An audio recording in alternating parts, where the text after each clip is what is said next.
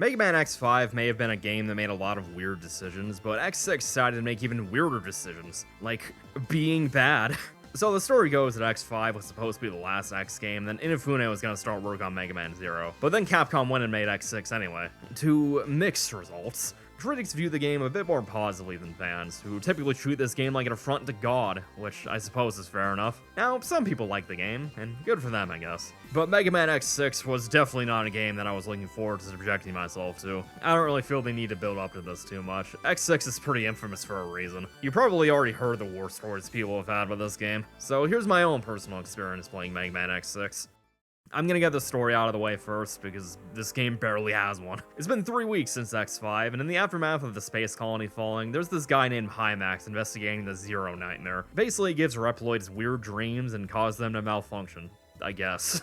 They don't elaborate on this at all. I ended up completely forgetting about it until I went back and rewatched the cutscenes to write this. It actually revealed pretty early on that the nightmare is supposed to be a way to control all Reploids, because there's this guy named Gate that wants to create a Reploid-only country where he's in charge and controls everyone. Sure, why not? You do you, man. Also, he used to be a colleague of Alia, but they don't go into their relationship at all and do nothing with this, so it's barely even worth mentioning. Anyway, X kicks Gate's ass as you'd expect, but oops! He revives Sigma, so now he gotta go fight Sigma again. And how can he even take him seriously? What his dialogue portrait is this? It was in the last game too, and I'm so glad they brought this back. I wanted to laugh at this so badly last time, but I could not figure out how to bring it up. Anyway, X kicks Sigma's ass as you'd expect, and the day is saved. Let's work together to build a utopia where Reploids and humans can live together in harmony. They don't. Oh, and Zero was there too. Yeah, Zero's alive again. If you fight an optional Nightmare Zero boss in this teleporter thing in one of the stages, Zero just unceremoniously comes back to life. How is he alive? Well, he hit himself while he tried to repair himself. Okay. Like, is it believable that Zero could repair himself within the 3 weeks between games? Yes. Is it a stupid and contrived excuse to bring him back so quickly? Also yes. And I would feel mad about how it makes Zero's non-sacrifice less impactful, but him dying to Sigma so easily after beating him multiple times was kinda stupid anyway. This outcome is somehow more plausible. Although, speaking of optional bosses, if you go to another teleporter on a stage, I forget which one, you can fight Hymax, and if you beat him, you can unlock the end stages early. I liked being able to do that in the last game, so it's cool to see that come back. Dynamo is another boss you can fight like this, and if you fight him as Zero, he's like, you must be too busy dying so many times. Like, my guy knew he couldn't kill Zero in combat, so he killed him with words instead. Zero's ending even has to rewrite what they were originally planning. Instead of Zero just being dead, this ending has a scientist put him into a stasis pod for 102 years. Why does he do this? I don't know, and honestly, I don't think anyone cares. Play Mega Man Zero.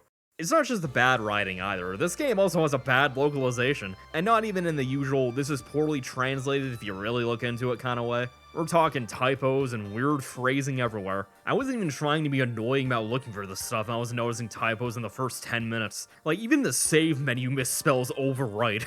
Like, I know a lot of localizations back then just had the localizers translate all the text in a spreadsheet with no context, but it's pretty absurd that stuff like this still made it through quality assurance. This game came out in English in 2001. This is far past the NES kind of bad localization. You can't fix bad writing when translating it to English, but with how little text this game has, it's kind of impressive how many typos there are. Battle Network 4 had a pretty bad localization with plenty of typos, but at least that was an RPG with a lot of dialogue. X6 has maybe 15 minutes of cutscenes. Because of all that, it's so weird to me that this is the first X game that's fully voiced in Japanese. There's no bad dubbing to make fun of this time. Like, they put so much effort into the storytelling, even having a lot of unique portraits and artwork, but the extra effort just feels kind of wasted. I didn't really care about what was going on because of how pointless the plot feels. There's nothing of any real value here, and it just makes the Japanese voice acting in English feel more awkward than it already is. People who watch subbed anime are the minority. It's just off-putting to normal people. I get that there wasn't a budget for an English dub, and that's probably a blessing in disguise, but at least let me turn off the voice acting. Again, it's just weird when I play an English game with Japanese voices instead of English ones. Alright, we're done with whatever the plot was supposed to be, so let's talk about the game itself now. X6 actually does make a few good improvements, like how Alias hints are optional now. You can click the right stick when you see an exclamation in the corner of the screen to view them. I'm assuming it was select in the original. Thank God they did this, because her advice is just as useless as before. Oh my god, X! Move right! The one at the beginning of Blaze Heat Nix is so funny because it's literally just X being like, I think the obvious green spots are the mini boss's weak points. Yes, thank you for pointing out how water is wet. Like, this information is so obvious to anyone with a functioning brain that I have to wonder why they even bothered writing most of these. You also start out with the Falcon armor from the last game, but it doesn't have the completely broken air dash from before and just has the regular air dash. Apparently it's because there was damage in the fight with Sigma and X5 and Ayla didn't have time to fully repair it. I think it's a similar situation with the 4th armor in X5. It's a replica, which is why it wasn't as good as it is in X4. Like, there's a pretty neat explanation to tie it into the gameplay. I don't know why X isn't keeping these armors and just using them, but it's probably the same reason why Samus doesn't keep most of her abilities. Video games, I guess. X did keep the Z-Saber from the good ending of the last game, though, and it's a lot more useful than you'd expect. You use it with a triangle button when you don't have a weapon selected. It's great for more awkwardly placed enemies, and you can swing this thing really fast when you use it in the air. X's main attack is still the Buster, but having this as an option does add some good variety to his regular moveset. Zero is still the better melee character, but he also has the Z-Buster to give him some kind of range attack. This adds a really nice balance between the two characters. X is the ranged attacker with a melee option, and Zero is the melee attacker with a ranged option. Zero is also apparently extremely busted in this game and shreds health bars like crazy. I say apparently because I did not do a second playthrough of Zero. You do have to unlock him first, but if you know what you're doing, you can get him almost immediately. So it's not a real problem if you want to play as him. But I mainly only did one playthrough because I wasn't enjoying myself the first time. Why go through this nonsense again? So let's get into the real issue with this game, the level design. In X5, there weren't really any stages that stood out to me, but I was at least enjoying going through them. In X6, I didn't like any of the stages, and I straight up didn't enjoy most of them. Let's start with Commander Yammerk. Wait, what the hell is a Yammerk? A dragonfly? Sure, whatever. This is probably one of the better stages because the worst I can say about it is that it's forgettable. It's a bunch of platforms and a few spikes here and there. The stage doesn't have any interesting gimmicks or mechanics. There are these turtle things that work as platforms, but that's about it. It's pretty standard level design otherwise. Ground Scaravage is pretty similar. Aside from these dumb totem hole enemies they have to kill, there isn't really anything interesting going on here. Just go through a hall of enemies and destroy these generator things. Blaze Heat Nix's stage is so funny. I hope you like this mini boss because you're gonna fight it multiple times and that's the whole stage. Okay, in all fairness, there is a brief section where you dodge flamethrowers. Like, seriously, was fighting the exact same boss this many times really necessary? It's not even a fun boss. Hitting its weak points is annoying. You almost have to rely on your Giga attacks. You fight this thing so many times that you forget how jank it is by the end. Also, this music goes way too hard for what you're doing in it.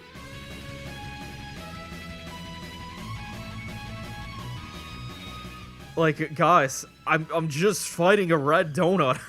Rainy Turtleoid has acid rain emitters they have to kill by destroying his shield protectors, I guess. While it's raining, you constantly lose health, which isn't as annoying as it sounds. Like, with how much people complain about this stage, I expected it to be way worse than what it is. Your health doesn't drain fast enough for it to be a problem, and they give you so many healing stations that the stage actually ends up being pretty easy. Ice Wolf Fang is a different story. This place sucks. There's ice physics everywhere, and you have to deal with these falling ice blocks that crush you on top of that. I'm so glad this game essentially has infinite lives, or else some of this stuff would be totally unbearable. Yeah, just like X5, when you get a game over, you restart at the last checkpoint. So if not for that, I would have been tearing my hair out on this level. It's just irritating.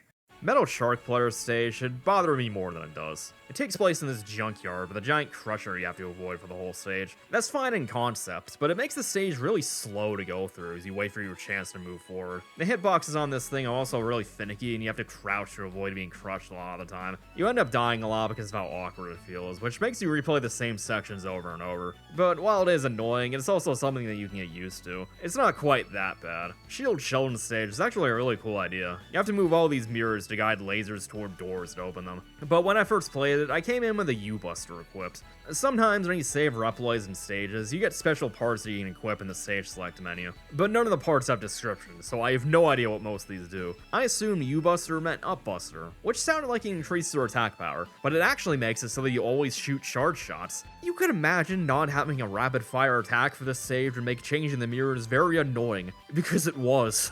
Although, that's on me, this stage is actually pretty cool when you can use rapid fire. Alright, I lied. I liked one stage. And speaking of the parts, I didn't really touch them that much. I love the one that increased your movement speed, but that was the only major change I could really find from the ones that I equipped. Most parts aren't that useful as far as I know, because, again, they don't have descriptions.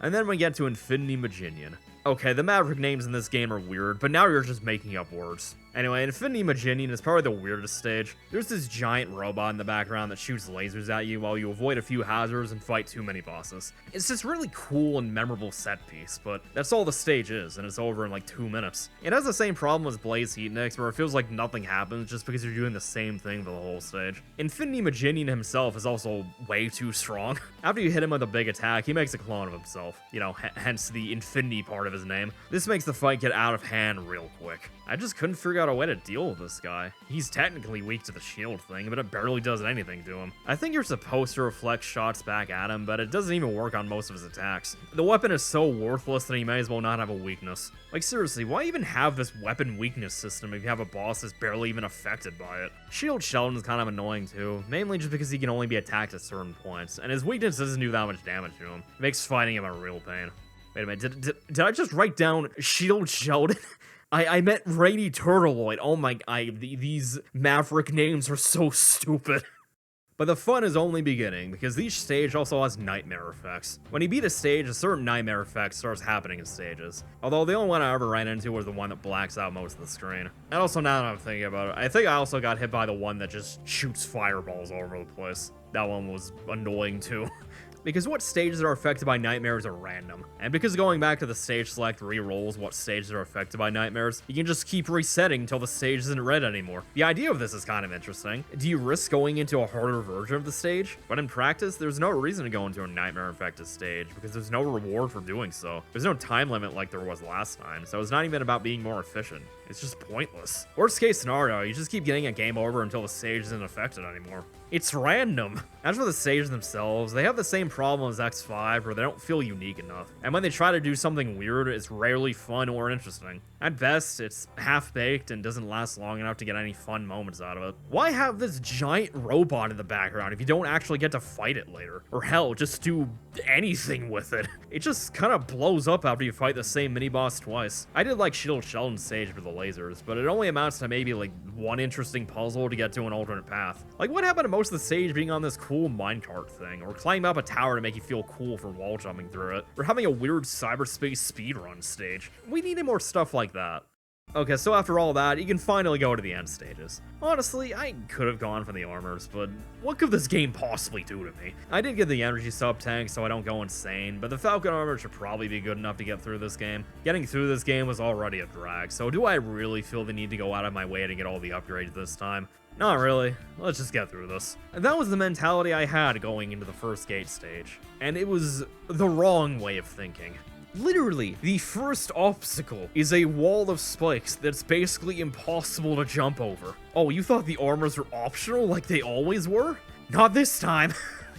Like, how are you supposed to jump over this otherwise? You can use the icebergs to get this little platform to stand on, but it's such a precise jump and you have to do it multiple times. Now, there is a jumper part that you can equip to increase your jump height, but I don't know where that is. I didn't find it, and Replers can permanently die, so for all I know, I can't get it anymore. I actually tried to get through this as Zero instead because of his double jump, but I still couldn't do it without the jumper part. I'm sure I could, but getting past this is so irritating. And the next checkpoint is quite a ways away, so we have to be able to do this consistently. After like 10 minutes of trying to get past this as both characters, getting the Shadow Armor, which is immune to spikes, just seemed easier. The armor system works like last time. You can't use an armor set until you get all 4 pieces. And because there's one shadow armor piece that outright requires the blade armor, you have to get the blade armor before you can get the shadow armor. Backtracking is pretty much required, but it's not nearly as bad as last time. You definitely don't need to go back to the same stage multiple times. The armor hunt and item hunt in general is actually pretty straightforward in X6. Worst case scenario, you just need to find a hidden path here and there. The blade armor is actually pretty similar to the Falcon armor, but you have a much better charge shot and you can also air dash upwards. The blade air dash is kind of weird though. You don't dash until you let go of the dash button, so you just kind of stand in the air menacingly if you keep holding it down. Apparently there was also a charged saber slash if you hold up while releasing a charge shot, but I didn't know about this when playing. Whatever. The Shadow Armor makes you immune to spikes, but you can't use special weapons. It also replaces your charge shot with a stronger saber slash, which is okay, I guess. Basically, it's worthless aside from this one stage that you arbitrarily need it for if you don't want to tear your hair out. Why even make an obstacle like this? Why not have all these spike walls just be walls that you can't jump off of? It could have been a cool way to make you think about the levels differently instead of being stupid and dumb and killing you all the time. Aside from this one irritating obstacle right at the beginning, the first end stage isn't so bad. The boss is where things get aggravating. You have to avoid these big squares that fly around the stage, which I don't have a problem with in concept, it's just they made the boss too big. They move in a pattern that you can mostly figure out, but you have such a small window to get onto the walls to avoid them that it feels like it was designed around having the jumper part, because it's very likely that you don't have it. If the boss was smaller, I wouldn't really have any problem with it. Aside from more or less having to go in with the shadow armor if you don't have the jumper part, which makes fighting the boss much harder. Because again, you don't have special weapons with this armor. They went overboard for the second stage, though. They throw so many of these totem pole enemies at you that I have to question what the point of all this is. You have to kill like 5 of these damn things. It's just a giant endurance test. I found it easier to use the ice burst so that I could blade or dash to skip most of them. Fighting these things is just too much otherwise. The high max fight is definitely the worst part. No matter what I did, I couldn't damage him. I tried every weapon, shooting him in every spot on his body. Nothing worked. I felt like I was shooting at a brick wall. I could break his shields, but he should just make another one almost instantly. Even when he briefly lowered his shield, I could shoot him and make him flash, indicating that I was doing something, but his health bar wasn't lowering. After fighting this guy for like 25 minutes without even being able to damage him, I had to ask myself something. If I wasn't making a video about this game, would I still be playing it? No. Do I really want to spend my limited time on this blue rock suffering through an annoying boss in a game I don't even like? No. So I did something I never do in games. I turned on easy mode. And keep in mind that just before this, I played through Metaphor on hard for the entire game. That game gets bullshit at points, but I still enjoyed that. I played through Demon Souls. That game also gets bullshit at points, but I still enjoyed that. Mega Man X6 also gets bullshit at points, but I did not enjoy that. We really need to stop shaming people for playing games on easy. It's there for a reason. Some people just want to come home and have fun. Some people don't like to be challenged. Some people are just bad at video games. There's nothing wrong with any of that. Too many people get fed up with other people having fun wrong. What's fun to you might not be fun to someone else. Just because you like to be lobotomized on the regular doesn't mean other people do. Them playing the game on a lower difficulty doesn't invalidate your experience, your journey, because they chose an experience more comfortable for them. And I chose not to torture myself anymore. I don't care about going through this game legit at this point. I'm not here to prove anything. All this says is that if I didn't have that option, I probably wouldn't have kept playing because I don't care anymore. I don't care about Mega Man X6. I'm never playing this game again. So to actually beat High Max, it turns out that you have to hit him with a charge shot and then hit him with a special weapon. Dude, that's so stupid. I never would have figured that out. I don't know if it's just someone beating this dude damageless, but he actually seems kind of easy now. I really wish I knew this while playing the game so I could have saved myself a whole paragraph. I think that if you keep hitting his shields with charge shots, he eventually drops his guard to let you damage him normally, so I think you can beat him buster only? But I don't really care anymore. I'm just moving on from this asshole. For the gate fight, you have to shoot these exploding energy balls to damage him. It's not that bad of a fight, but it takes forever. I probably could have beat him on normal, but I've genuinely lost interest by this point. Although I thought it was pretty funny that Ricky Hunter mode adds a floor to this fight instead of it being over a bottomless pit. The Sigma fight is luckily really easy. This is a genuine blessing after those last 2 fights. Like, you hit him with the metal anchor in the first phase, and it resets this attack cycle like a lot of stage bosses. Then in the second phase, he spawns a lot of enemies, yeah. But when you figure out that the Yamar option makes mincemeat out of them, they're not really that threatening. And they drop health and ammo pickups. By the time you actually need to use a second sub-tank, the previously empty one is already like halfway full. Sub-tanks refilling without being at full health was a very good change. I think they started doing this in X4. A very strange end to a very strange game. While I have been criticizing X6 a lot, hopefully it doesn't sound like I was complaining too much. X6 is a game most people don't like. There's plenty of people with much angrier deep dives into where this game went wrong. I tried my best not to beat a dead horse because that's pretty boring. I didn't think X6 was that bad, but I still didn't enjoy the game, which isn't surprising to me. Although, I suppose this isn't the whole picture. Some people actually do like X6, and I can kind of see why. I feel like there actually is a good game buried in here somewhere. It just needs a lot of tweaking and a lot of level design improvements. X6 is a game that I probably could get used to if I went out of my way to play it more. A lot of the games character just comes from a new player not being used to all of his quirks. It's a pretty straightforward game once you know what to expect. If I played this game a lot as a kid, I probably would have grown to at least really enjoy it. That's kind of how I feel about Sonic Heroes. I was used to the slippery controls and unpolished level design because I played it a good amount as a kid, but it's pretty hard to come back to now that I'm not used to it anymore. However, if you want to play this game and want to actually have a good time without giving yourself Stockholm Syndrome, you should probably check out the X6 Tweaks project. I'm not going over the changes they made because I didn't play it, but I've heard that it turns the game into a pretty fun time. Although, at least to a casual fan, I don't know why you'd go out of your way to do this when there's so many other better Mega Man games to play. Now, X6 is far from the worst game I've ever played. I would never choose to play this again of my own free will, but if you held a gun up to my head, I probably would play it. You could pay me to play X6 again. You know, maybe one day. Like, comment, and subscribe. But you could not pay me to play Sticker Star again. Ultimately, while I didn't hate X6, I also never enjoyed it. I never had a good time. By the end, I turned on easy mode for 2 of the bosses because I couldn't be bothered to actually play it anymore. Look, I'm not gonna tell other people how to have fun. If you're one of the weirdos who actually likes X6, honestly, good for you. Keep having fun. This is just one guy's experience playing this. I still get comments every now and then on my Mega Man and Bass videos sounding like I attack them personally, and like, I don't get it. I'm just some guy. I'm not an authority on anything. Play whatever you want. Even if I say, don't play this, that's just toward the average person that's on the fence about it. If you want to play it anyway, despite my warnings, and form your own opinion about it, who am I to stop you? X6 never did anything bad enough to cause me emotional pain. This game has never hurt me. I have nothing against it. I put myself through this. Mega Man X6 is obviously not a game I liked. Mega Man X6 is not a game I hated. Instead, I felt nothing playing it, which is probably the nicest way I could describe it.